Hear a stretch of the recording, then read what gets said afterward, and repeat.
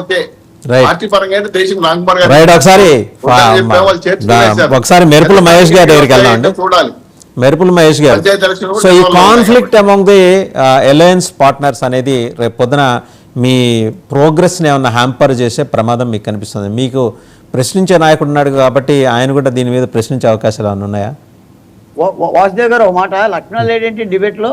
లక్ష్మణ్ గారు I think మళ్ళీ join అవుతారు అనుకుంటానండి. రైట్, మహేష్ గారు. కాదు, కీలకమైన పాయింట్లు ఆయన వినకుండా వెళ్ళిపోయారు పాపం. ఆయన మాట్లాడే అవకాశం ఉండదు. ఆయన కక్కేశాడుగా ఆయన కక్కడం అయిపోయింది, వెళ్ళిపోయి ఉంటాడు. రైట్, మహేష్ గారు కైండ్లీ. వైఎస్ఆర్సీపీ నాయకులు ఎక్కడ ఆయన వచ్చి మాట్లాడుతున్నారు. మహేష్ గారు, మీ అలయన్స్ పార్ట్నర్స్ మధ్య విభేదాలు 3 నెలల్లో బయటపడిపోయినాయి. మా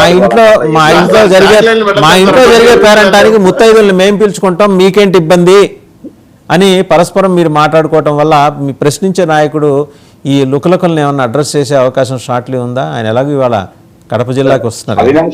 సార్ గతంలో ఎందుకు సార్ డైరెక్ట్ గా తీసుకున్నాం సార్, గతంలో సుజనా చౌదరి, సీఎం రమేష్ లాంటి వాళ్ళు టీడీపీలో ఉండి ఎలక్షన్ అవగానే బీజేపీలోకి వెళ్ళారు. మన ఆంధ్ర రాష్ట్రంలో నుంచి తీసుకుంటే వీళ్ళకి వెళ్ళిన సబ్జెక్ట్. ఇప్పుడు ఇక్కడ తీసుకుంటే అవినాష్ రెడ్డి అనే సబ్జెక్ట్ చాలా ఎంటైర్ డిఫరెంట్ సార్. ఎందుకంటే మన అదొక డిఫరెంట్ కాంటెక్స్ట్, ఇది ఒక డిఫరెంట్ కాంటెక్స్ట్. ఇప్పుడు అవినాష్ రెడ్డి ఎందుకంటే కాంగ్రెస్ ఇప్పుడు చాలా స్ట్రాంగ్ గా ఉంది. కాంగ్రెస్ అంత ఈజీగా ఏం లేదు కాంగ్రెస్.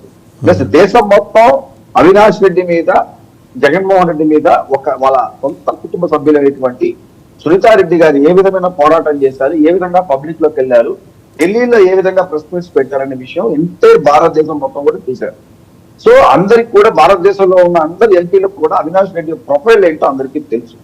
సో ఇంత స్ట్రాంగ్ ప్రొఫైల్, ఇంత డీసెంట్ ప్రొఫైల్ ఉన్నప్పుడు బీజేపీ వాళ్ళ ఇంటి దగ్గర ఢిల్లీలో కూర్చున్నా కానీ చేర్చుకునే పరిస్థితి ఉండదు. ఎందుకంటే కాంగ్రెస్ చాలా స్ట్రాంగ్. ఈ టైంలో కానీ బీజేపీ ఇలాంటి అడ్వాంటేజెస్ 80% తీసుకోదు. వాళ్ళు అసలు ఆ స్టెప్ తీసుకోదు. తీసుకున్నారంటే మాత్రం నిజానికి చెప్పాలంటే దానికి కాంగ్రెస్ కి చాలా చాలా చాలా వాయిస్ ఇచ్చిన వాళ్ళు అవుతారు. ఎందుకంటే భారతదేశం మొత్తం చూశారు అవినాష్ రెడ్డి పరిస్థితి ఏంటి, సునీతారెడ్డి ఏ విధంగా మాట్లాడారు. వాళ్ళు ప్రెస్ మీట్స్ ఇక్కడ పెట్టలేదు, ఇక్కడికంటే కూడా ఆమె ఢిల్లీలో మాట్లాడేది ఎక్కువ.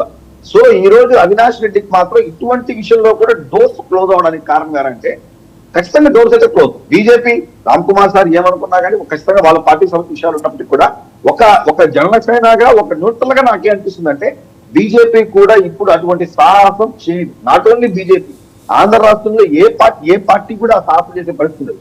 ఎందుకంటే వాళ్ళ మీద ఉన్నటువంటి పడినటువంటి మచ్చ ఏదైతే ఉందో అది కోర్టులో కంటే కూడా ప్రజల్లో ఎక్కువ వెళ్ళిపోయింది ఆ విషయం కూడా.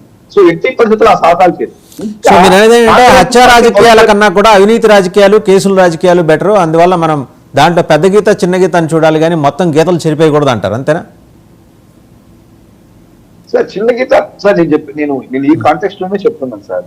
నాకు అవినాష్ రెడ్డి గారి యొక్క విషయాన్ని ఏ విధంగా పబ్లిక్ డొమైన్లోకి వెళ్ళింది, ఏ విధంగా రాజకీయ సర్కిల్స్ లో జరిగింది అనే విషయమే చూస్తున్నాను. ఎందుకంటే అంత ఆ క్రెడిబిలిటీ అసలు లేదు సార్. ఎందుకంటే ఇప్పుడు సుజనా చౌదరి, సీఎం రమేష్ గారు ఆ రోజు వెళ్ళినప్పుడు బీజేపీలో చేర్చుకోకపోయినా నేషనల్ లెవెల్లో ఎవరు మాట్లాడిన వాళ్ళు కాదు, డిబేట్ జరిగిన సందర్భం కూడా లేదు. దాని గురించి మళ్ళా ప్రశ్నించిన దాఖలు మీరు మాట్లాడలేదు కాబట్టి ఎవరు మాట్లాడలేదంటే ఎట్లా కాదు సార్? అంటే నేను ఇప్పుడు గత నాకు తెలిసి ఎలక్షన్ జరిగినప్పటి నుంచి మాక్సిమం ఈ కాంటెక్స్ట్ తీసుకొని వస్తున్నాం. మన అవినాష్ రెడ్డి ఒక జాయినింగ్ బీజేపీలోకి వెళ్తారా అని చేస్తే క్లీన్ చీట్ వెళ్ళిపోతారా, గంగలో స్నానం చేసి పవిత్రులు అయిపోతారా అన్న కాన్సెప్ట్ తీసుకొస్తారు. పాపం బీజేపీ వాళ్ళు కూడా ఎన్నిసార్లు చెప్పగలుగుతారు మేము తీసుకోలేము. కరెక్ట్, మళ్ళా మేము తీసుకోలేమంటే వేరే వాళ్ళు తీసుకునేస్తారు కదా, కాంగ్రెస్ తీసుకునేస్తారు కదా అంటారు సార్. షర్మిలా గారు ఉన్నంత వరకు ఎట్టి పరిస్థితుల్లో అవినాష్ రెడ్డికి అక్కడ అస్సలు డోర్స్ అయితే ఉండదు చెప్పాలంటే. నాకు తెలిసి ఏకాకి అయినట్టే లెక్క. ఇంకా ఏదైతే కేసు ఉంటుందో బాల్కోటే గారు కంక్లూడ్ చేస్తారు. కైండ్లీ బాల్కోటే గారు. వాసుదేవ్ గారు, రాజకీయ పార్టీలకి అసలు తలుపులే ఉండవు, మీరు గమనించండి. నా మాటగా చెప్తున్నా. ఎందుకంటే ఇక్కడ 3 రాజకీయ పార్టీల ప్రధానమైన ప్రతినిధులు ఉన్నారు. డోర్స్ క్లోజ్డ్ కాదు, డోర్స్ ఎప్పుడు కూడా ఓపెన్ అయ్యే ఉంటాయి. ఉంటే కదా క్లోజ్